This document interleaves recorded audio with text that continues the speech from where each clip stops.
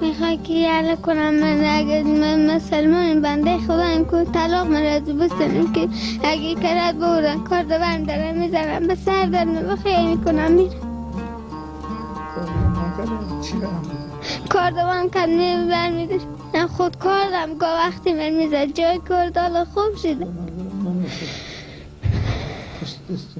نه این جگاه جای منگالا جای فندق اینا هست این جگاه نه این جگاه دیگه وقتا جلو مر بردم به تیشه مر بزن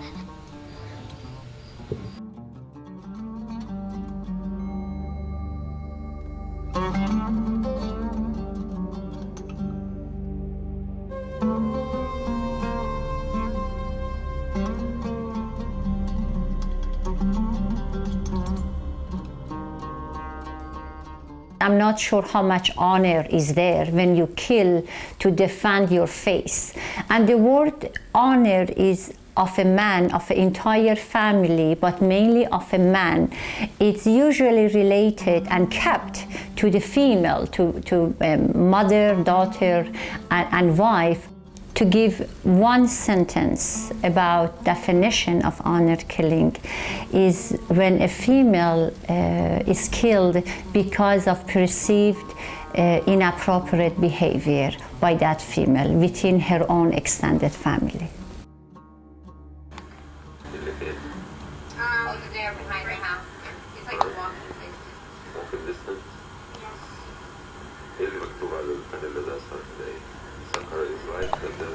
Irving 911, what is your emergency?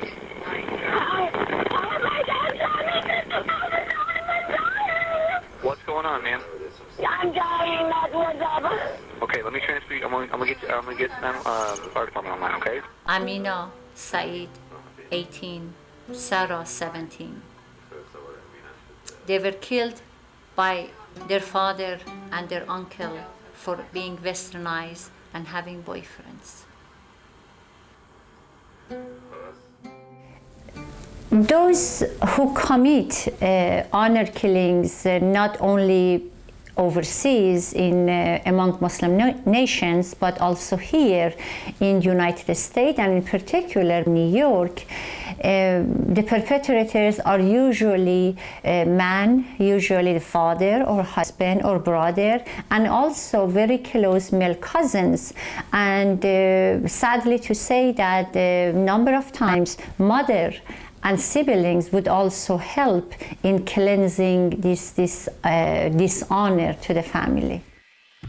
Some of the young girls who were murdered by their own father did rebel against family's code of honor by simply wanting to fit into the society as they knew it, to listen to music other than what their parents were used to wear makeup, to dress in simple t-shirt and jeans without the traditional head cover, and to socialize with friends which may have included boys from non-Muslim families. Some Muslim families do not see their teenage daughters' Western lifestyles in line with their Islamic tradition of righteousness. One of the perpetrators of these honor-killing crimes, honor murders, father of a young Iraqi woman in Arizona who had ran over to death his daughter for not keeping up with the traditional and cultural tradition of his native country of Iraq, had defended his action by saying that American ways are not acceptable to him and his family. But the irony is that he moved from Iraq to United States because he wanted to raise his children here, and he wanted to get away from his own cultural and traditional biases. But still, he committed the crime of honor killings. Hello. Hi. Please state your name Ala Hassan al-Maliki, and your date of birth. February 1st, 1961. Mr. Alamaki, you have been charged with one count of aggravated assault. This defendant hopped 2 countries in an attempt to escape, and we believe that his family has given him assistance in his escape. By his own admission, this was an intentional act, and the reason was that his daughter had brought shame upon him and his family. And we can't be naive and ignore that there is a cultural aspect to this, and there may be people that would support him, including his family, but also others who share his beliefs. Shocking footages taken by cell phone of a public stoning of 17 years old Dua Khalil Aswad for being suspected of having illicit relationship as a Kurdish Muslim with a Sunni boy. About 2,000 people gathered to watch and participate in her stoning. After her death, her body was dragged by a car around the village. She was buried with the remains of a dog, symbolizing her worth. And an autopsy confirmed she was still a virgin.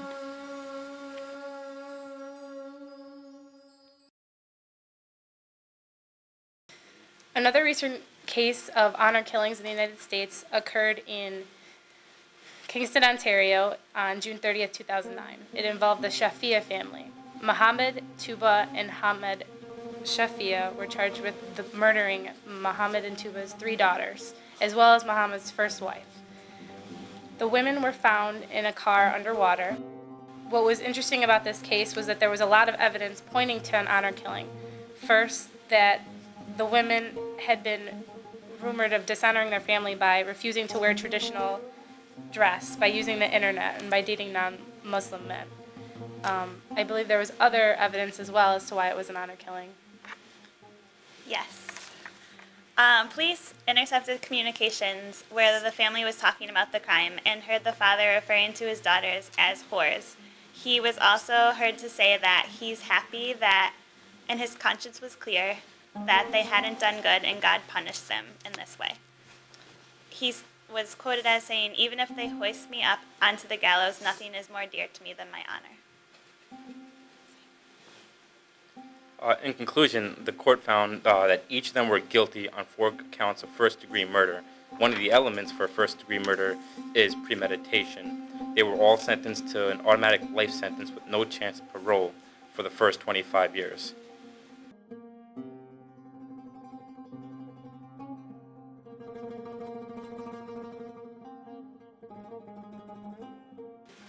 In 2007, Aqsa Parvez, a 16-year-old girl from Mississauga, Canada, was murdered by her brother and her father because she rebelled against their traditional family. Aqsa was being forced into an arranged marriage. She wasn't allowed to get a part-time job, she wasn't allowed to continue education, and she wasn't given any privacy at home. She also did not want to wear the traditional Muslim clothes, which included the hijab or the veil. Aqsa had previously ran away from the house before, and her father had sworn on the Holy Quran that if she did it again, he would murder her. So when Aqsa ran away for the second time, he went to the police to look for her and waited for her at her bus stop. When she arrived at the bus stop, he took her home and murdered her. He was overheard telling his wife that this is my insult. My community will say you have not been able to control your daughter. This is my insult. She is making me naked. Her father strangled her to death and called 911 and turned himself in. Him and his son were convicted of second-degree murder and were sentenced to life in prison.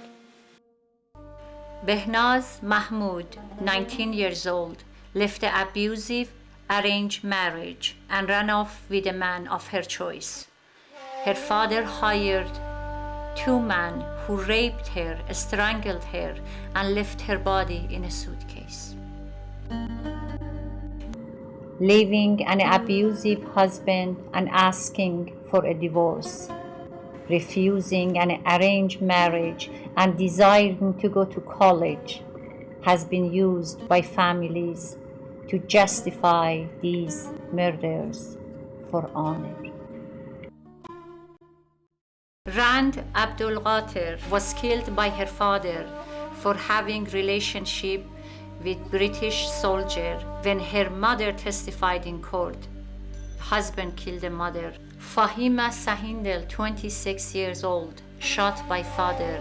Samira Naziz, stabbed 18 times. Hina Salim, 21 years old, throat was cut by father for refusing arranged marriage. Ghazala Khan, shot by brother. Ruku Sana Naz, 19 years old, strangled by brother.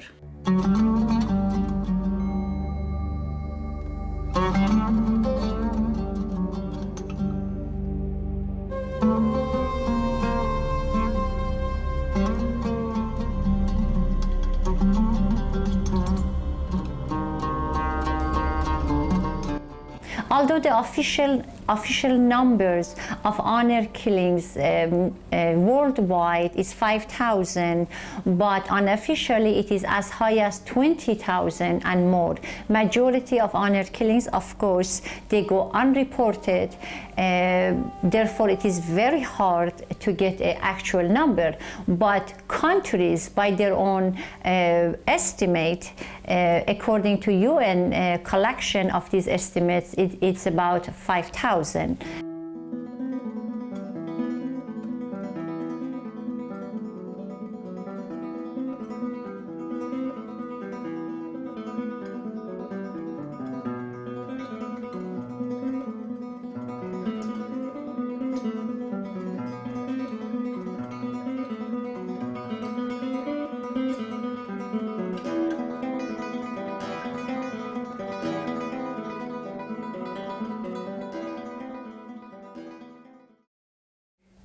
Another heinous crime, which is equivalent to honor killings, and it is happening in countries such as Iran and Iraq and Afghanistan, and of course in modern day Iran it is happening, is stoning of women for perceived adultery.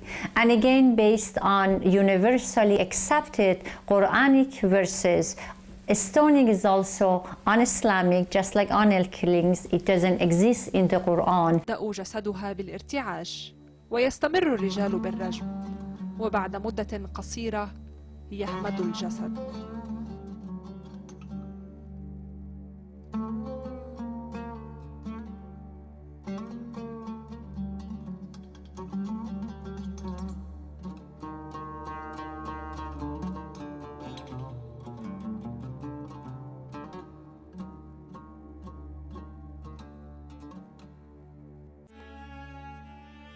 Another extreme form of punishment for women, beside honor killings and stoning, is pouring of acid on female faces who have been accused of misappropriate behavior.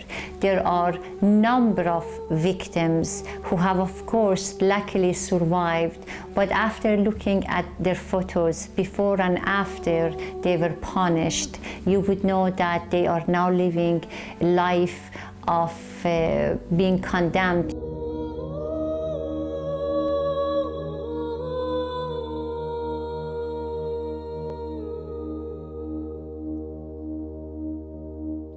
A good question would be, why honor killing? If it is un-Islamic, why is it being practiced in Muslim countries?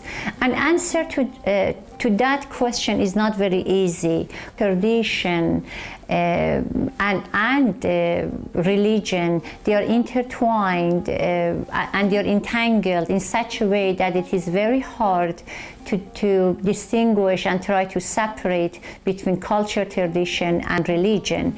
What it is agreed upon by universally is that honor killings do not exist in the Quran, but somehow it has found its way in interpretation of Islamic laws. The issue of domestic violence is an issue that Muslims community have been avoiding talking about it for some time. And many women have suffered silently in their bedrooms and in homes, and they did not reach out for help because there's no enough help and support from the community. I do believe that having those women to suffer silently in the room is a crime that Islam stands against it. we have to be together in the Muslim community against domestic violence, especially men in the Muslim community. They should take a stand against the fellow men in the Muslim community who abuse their spouses and abuse their children. And the danger of domestic violence in the Muslim community that people use religion to justify, which we call it spiritual abuse. Make a person very victimized twice. Being victimized by hurting them physically and being victimized by telling them Islam endorsed this. No religion in the face of the earth that claim that is a religion of God should ever teach or promote abuse in the home. As we see in the cases of Amina and Sarah Saeed, and in the case of Aska Parvez, these honor killings were miscorrectly labeled as domestic violence disputes rather than honor killings. And this is a major issue in America today. In the Amina and Sarah Saeed case, the FBI refused to label this as an honor killing. Also, in the Aska Parvez case, the spokesperson for the Islamic Social Services stated that this was a simple domestic dispute. This was no honor killing. This is an impassionate intra-family dispute. This is completely wrong.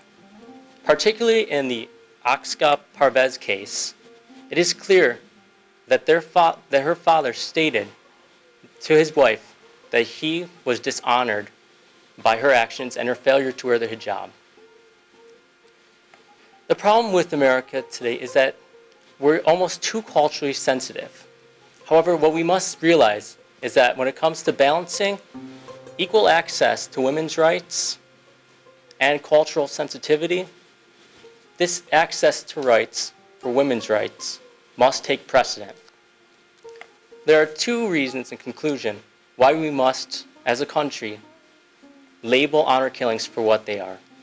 First, social service and other organizations must be ready and be able to acknowledge in which cases they must provide additional assistance to those who are victims or potential victims of honor killings. Similarly, schools need to be on call and know that when a daughter or a son comes in and states that their father has threatened their life, that this is more than just simple trouble at home. Lastly, the American judicial system must begin to label honor killings as a criminal category. Thus far, many of these crimes are going away with second-degree murder charges. Honor killings, as a definition, include premeditation and malice of forethought. Second-degree murder is committed in the heat of the passion. In the case of honor killings, it is always premeditated and oftentimes includes many family members. And therefore, cases such as Amina and Sarah Saeed, as well as Aska Parvez, in order to do justice to these cases, America must continue and begin labeling honor killings for what they are. There are many possible actions that stakeholders can take to attempt to prevent honor killings. I'm going to provide a counter view and base possible solutions in reality because it's necessary to discuss the complications in the fight against honor killings in order to truly understand them. While any reform efforts must target law, religion, and culture, culture may well be the keystone in prevention of honor killings. Government action might never be wholly adequate. Honor killings are often rationalized based on misconstruction of the Quran or just sort of making up religious justifications whole cloth. So the perpetrator will feel they are acting correctly based on their religion, regardless of whatever government law they may be violating. Additionally, their perpetrators commit honor killings out of perceived shame within their subculture.